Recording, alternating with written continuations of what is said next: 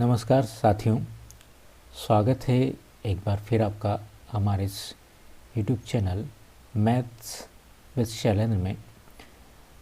देखिए, पिछली बार हमने एक फॉर्मेट तैयार किया था जिसमें ये कहा गया था कि आपको अपनी जो है सैलरी की एंट्री यहाँ पर करनी है, अपनी जानकारी यहाँ डालनी है और जो डिडक्शन जो आपने कटौतियाँ बचत की हैं उनको हम यहाँ पर जो है एंटर कर देंगे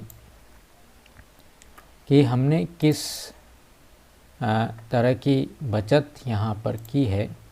उसकी एंट्री अगर हम यहाँ पर कर देते हैं तो हमारा जो आयकर गणना पत्रक है वो बनकर के इस इनकम टैक्स फॉर्मेट 2 के अंदर जो है तैयार हो जाता है। आपको उसके अंदर कोई भी चेंजेस नहीं करने हैं। तो सबसे पहले हम इसके निर्देश पढ़ लेते हैं, लेकिन उससे पहले वीडियो की प्रक्रिया हम चालू करते हैं। उससे पहले यदि आपने इस चैनल को सब्सक्राइब नहीं किया है तो सब्सक्राइब बटन पर क्लिक कर चैनल को सब्सक्राइब ज़रूर कर लीजिए। हमारे कुछ साथियों, टीचर्स, अध्यापक साथियों के भी फ़ोन लगातार आ रहे थे कि पिछली बार जो आपने सीट तैयार करी थी उसके अंदर क्या चेंज है और किस हिसाब से जो है वापस से उसी सीट में आप जो है परिवर्तन करके फिर से उसको बता दें, ताकि आयकर गणना पत्रक जो है बड़ी आसानी से तैयार हो जाए। देखिए, इसमें निर्देश जो दिए हैं, यहाँ पर चैनल को सब्सक्राइब करने के लिए भी लिंक हमने दी। आप इस लिंक पर क्लिक करेंगे तो चैनल वाली सब्सक्राइब वाली लिंक पर आप चले जाएंगे।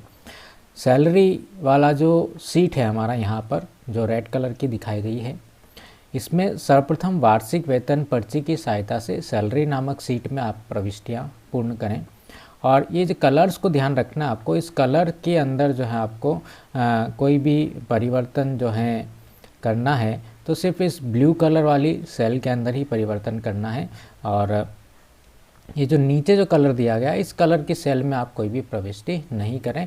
ये ध्यान रखें कि इसके अंदर फार्मूले लगाए गए हैं और फार्मूले आपको डिस्टर्ब नहीं करना है। एक डिडक्शन वाली सीट भी जो पीले कलर की सीट है उसमें आपको जो है सेल्स में प्रविष्टियाँ की जानी है। इस सीट पर आपको धारा 80C, 80 CCC, 80 CCD आदि धारा में मिलने वाली छूट की प्रविष्टियाँ जो आपको पूर्ण करनी है। और साथ ही मैं यहाँ पर जो है वीडियो की लिंक भी आपको अवेलेबल करा दूँगा, ताकि अगर आपको कोई परेशानी हो तो भी आप इस लिंक पर क्लिक करके वीडियो देख सकते हैं। यहाँ पर इनकम टैक्स फॉर्मेट नामक 2 जो इस कलर की शीट है उसमें सिर्फ आपको अनलॉक सेल्स में ही प्रविष्टि करना है। जहाँ पर ज़रूरत होगी मैं आपको आगे वीडियो में बता दूंगा कि कहाँ कौन से सेल में आपको प्रविष्टि करनी पड़ सकती है। और बाकी की अन्य शीट में, अन्य सेल में कोई भी आप एंट्री ना करें तो आपका ये जो है फॉर्मेट तैयार हो जाएगा। इसके पेज का हम प्रिंट आउट ले करके अपने डीडीओ को चेक करके जमा करवा सकते हैं। तो हम आगे बढ़ते हैं। इस पर सैलरी वाले ऑप्शन, सैलरी वाली सीट पर हम आते हैं। मासिक वेतन विवरण मार्च 2022 से फरवरी 2023 तक और प्राप्त एरियर जो भी आपको मिले हैं उसकी जानकारी। सबसे पहले देखिए, यहाँ पर नाम कर्मचारी है, आपको कैपिटल लेटर्स में अपना नाम टाइप कर देना है। यूनिक कोड, जो भी आपका यूनिक कोड हो यहाँ पर आप उसकी एंट्री कर देंगे। हर एक टीचर को एक अपना यूनिक कोड मिला हुआ है। पिता का नाम, आपका पद, पता हम यहाँ पर लिख दें। कार्यरत संस्था कौन सी आपकी, उस स्कूल का नाम लिख दें। डाइस कोड लिख दें स्कूल का।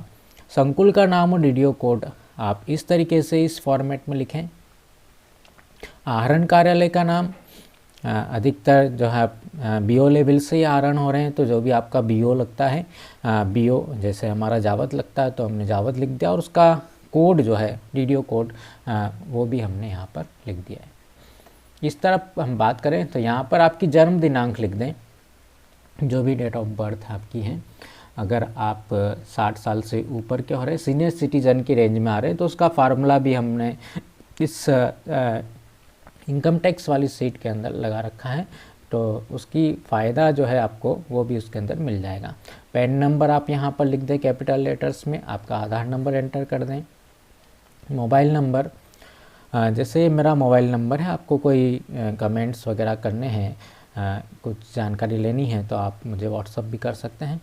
बैंक का नाम स्टेट बैंक ऑफ इंडिया और खाता नंबर अपना यहाँ पर आप लिख दें और आरहन कार्यालय का टीन नंबर भी आपको जो है संकुल से आपके पास में पुरानी शीट के अंदर भी आप देख करके कर सकते हैं।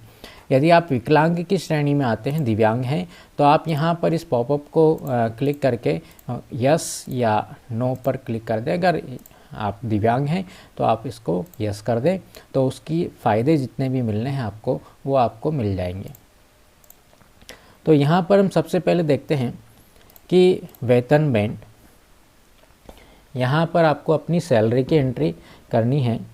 मार्च महीने में जो आपको सैलरी मिली है उसकी एंट्री आप यहाँ पर कर सकते हैं। जैसे मेरा वेतन बैंड जो है 41,500 है, तो महंगाई भत्ता आपको ऑटोमेटिकली कैलकुलेट होकर के यहाँ पर मिल जाएगा। महंगाई भत्ते के कॉलम में आपको कोई भी एंट्री यहाँ पर नहीं करनी है। जैसे ही मैं यहाँ पर अपना वेतन बैंड डालता हूँ, मान लीजिए मैंने 41,500 डाला, तो महंगाई भत्ता अपने आप आ जाएगा।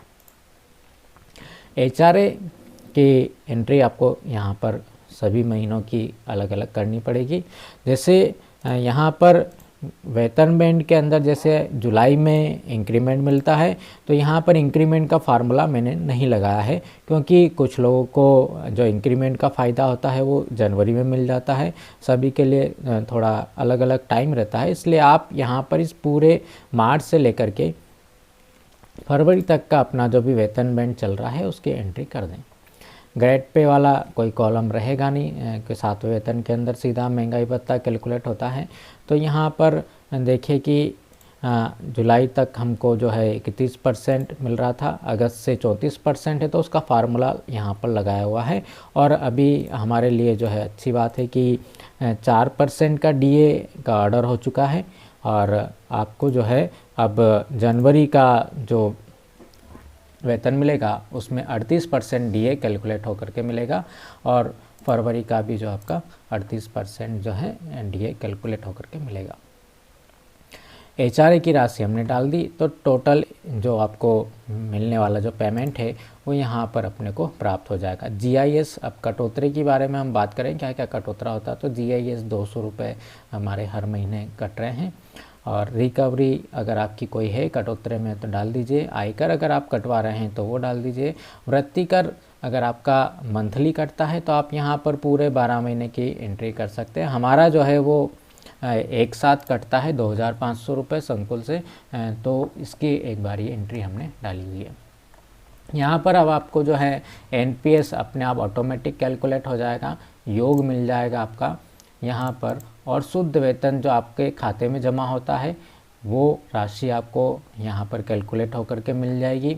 और यहाँ पर जो NPS जो नियोक्ता का अंशदान है, देखिए नियोक्ता का अंशदान हमारा जो वेतन में से कटता है वो 10% ही कटता है। जो भी हमारा ग्रॉस पेमेंट होता है उसका 10%, और जो नेट पेमेंट अपने को मिलता है वो ये माइनस होकर के मिल जाता है। और नियोक्ता का जो NPS है वो 14% के हिसाब से कैलकुलेट रहता है, तो 14% मिला करके आपका यहाँ पर एक एंट्री यहाँ पर हो जाती है। एरियर के बारे में अगर हम बात करें तो जो भी एरियर्स आपको मिले हैं उसकी एंट्री आप यहाँ पर कर दें।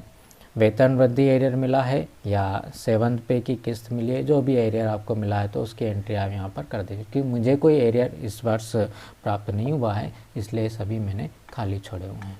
इसके बाद आते हम अगली शीट पर, डिडक्शन वाली शीट पर।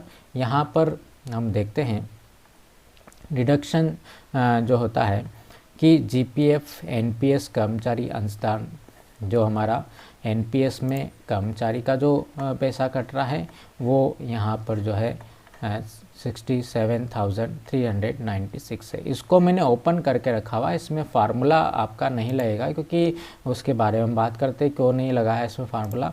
यहाँ पर आपका जो GIS है वो ऑटोमेटिकली आ जाएगा।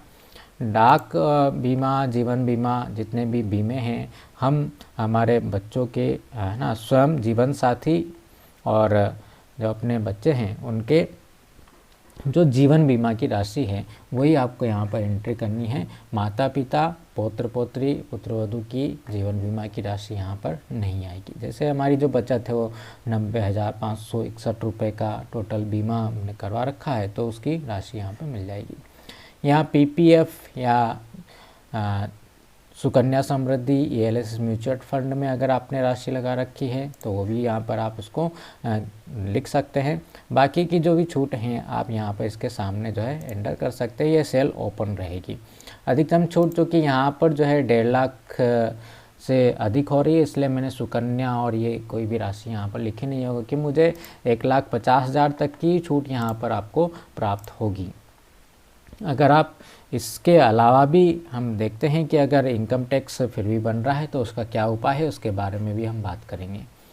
यहाँ 80 CCD का अंशदान की जो राशि हो रही थी 94,830, ये देखिए यहाँ पर हमारा जो 14% का जो टोटल आ रहा था यहाँ पर नियोक्ता का 94,830, वो राशि यहाँ पर ऑटोमेटिकली आ जाएगी, उसमें आपको कोई चेंज नहीं करना है। बाकी की जो NPS अधिकतम छूट 50,000 रुपये, ये आप यहाँ पर अपनी स्वेच्छा से यहाँ पर लिख सकते हैं 80 CCD 1B के अंदर। इसके अलावा चिकित्सा बीमा अगर आपका है तो वो वाली छूट भी आप यहाँ पर इन धाराओं के अंदर छूट जो है ले सकते हैं अगर आप इसके लिए पात्र हैं तो।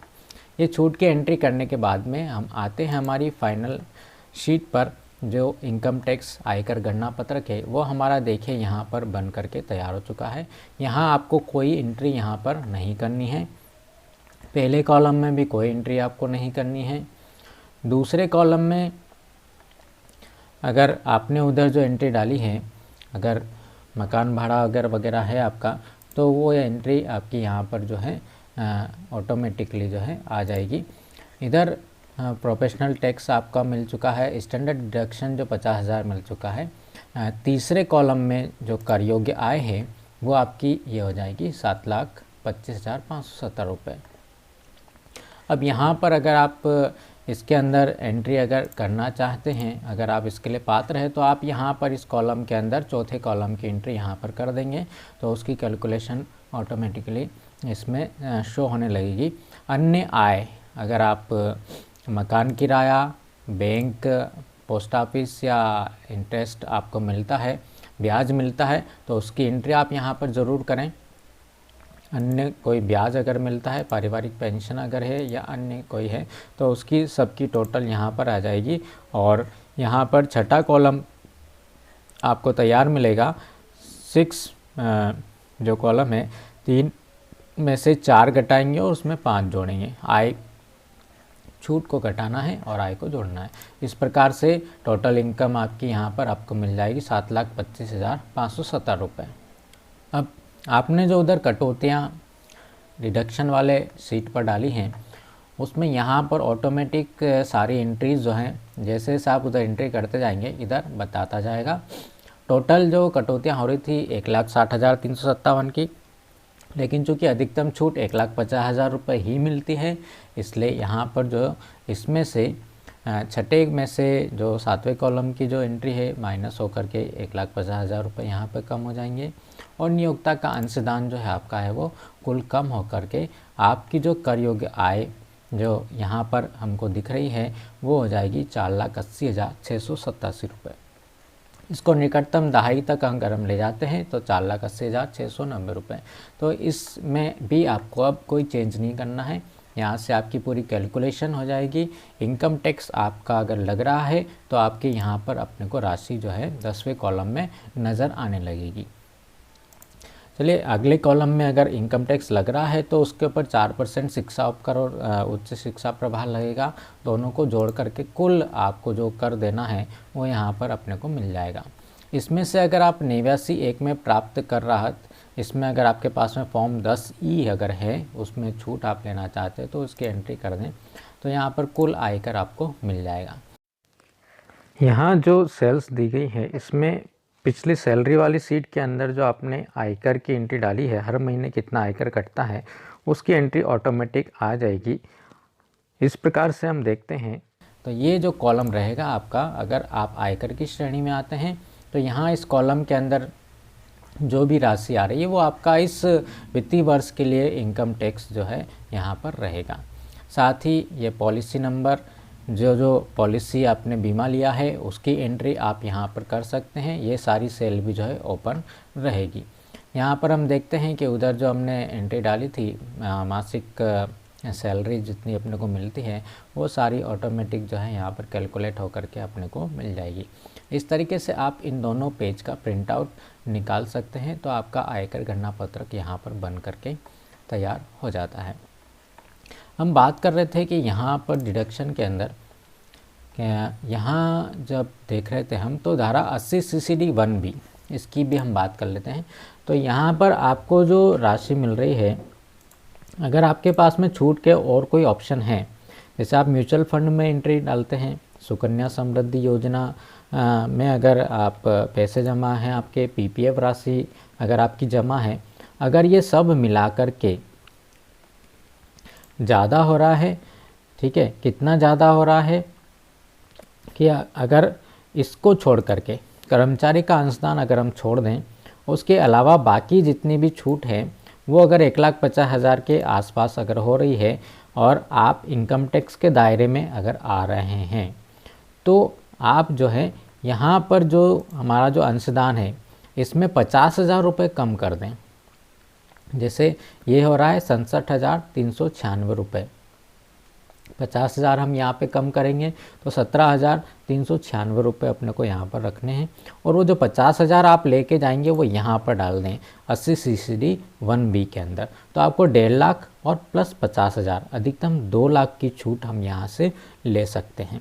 तो हम अगर उस दायरे के अंदर आ रहे हैं तो कुछ इनकम टैक्स हम यहाँ पर जो है कम कर सकते हैं, अगर हम टैक्स की श्रेणी में आ रहे हैं तो इस तरीके से देखिए आपका ये गणना पत्रक जो है, हम सिर्फ सैलरी हमारी पूरी जानकारी यहाँ पर डाल दें, डिडक्शन जितना मिला है अपने को, कटौतियाँ जो करवानी है, हम जो छूट के लिए अगर पात्र हैं, हमारे पास वेद उसके डॉक्यूमेंट्स हैं, तो आप उसकी एंट्री जो है यहाँ पर डाल दें, तो आपका ये इनकम टैक्स फॉर्मेट बन करके तैयार हो जाता है।